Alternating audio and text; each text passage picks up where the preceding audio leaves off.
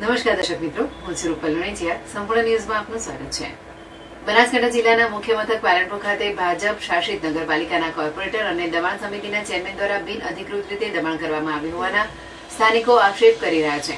છતાં આ દબાણો દૂર કરવા મામલે અરજદાર દ્વારા મુખ્યમંત્રી ભૂપેન્દ્ર પટેલ, બનાસકાંઠા કલેક્ટર, ધારાસભ્ય અને જિલ્લા પોલીસ વડાને લેખિત રજૂઆત કરી હોવા છતાં તંત્ર કોર્પોરેટર દ્વારા બિન અધિકૃત રીતે કરેલ દબાણ દૂર કરવામાં ઢીલી નીતિ અપનાવી રહી છે. પાલનપુર નગરપાલિકાના વોર્ડ નંબર 2 ના વાલ્મીકીપુરા વિસ્તારમાં આવેલ નવો માર્ગ બનાવવા માટે 1 કરોડથી વધુ ગ્રાન્ટ ફાળવવામાં આવી છે. જોકે ટીપી રોડથી શિવનગર સોસાયટી અંબાજીને જોડતા મુખ્ય માર્ગની બંને બાજુએ વોર્ડ નંબર 2 ના કોર્પોરેટર નરેશ રાણા, જે દબાણ સમિતિના ચેરમેન છે, તેમના દ્વારા દબાણ કરવામાં આવતા આ માર્ગ સાંકડો બન્યો છે, જ્યાં જાહેર માર્ગથી બંને બાજુએ અસામાજિક પ્રવૃત્તિ ચાલતી હોવાના કારણે સ્થાનિકો ભારે મુશ્કેલીનો સામનો કરી રહ્યા છે. શિવનગરની મહિલાઓને જાહેર માર્ગ પર આવવું મુશ્કેલ બન્યું છે. જાહેર માર્ગની બંને બાજુએ અસામાજિક પ્રવૃત્તિ ચાલતી હોવાના કારણે મહિલાઓને હેરાનગતિ થતી હોવાના સ્થાનિકોએ આક્ષેપો કરી રહ્યા છે.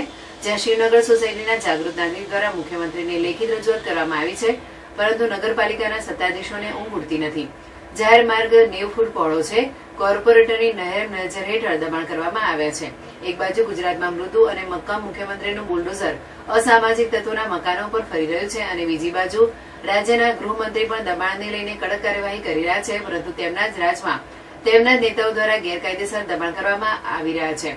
પરંતુ દબાણો તોડવામાં તંત્ર દ્વારા ઢીલી નીતિ અપનાવવામાં આવી હોવાના સ્થાનિકોએ આક્ષેપો કર્યા છે. આ બાબતની રજૂઆત મુખ્યમંત્રીથી લઈને બનાસકાંઠા જિલ્લા કલેક્ટર, સ્થાનિક ધારાસભ્ય અને જિલ્લા પોલીસ વડાને કરવામાં આવી છે, પરંતુ હજુ સુધી તેમના દબાણો દૂર કરવામાં આવ્યા નથી. અને હાલમાં ટીપી રોડથી શિવનગર સુધી 1 કરોડથી વધુ રકમના ખર્ચે આ જાહેર માર્ગ નવીન બની રહ્યો છે, પરંતુ ત્યાં નવીન જાહેર માર્ગ બને તે પહેલા દબાણ દૂર કરી રોડ બનાવવામાં લોકો માંગ કરી રહ્યા છે.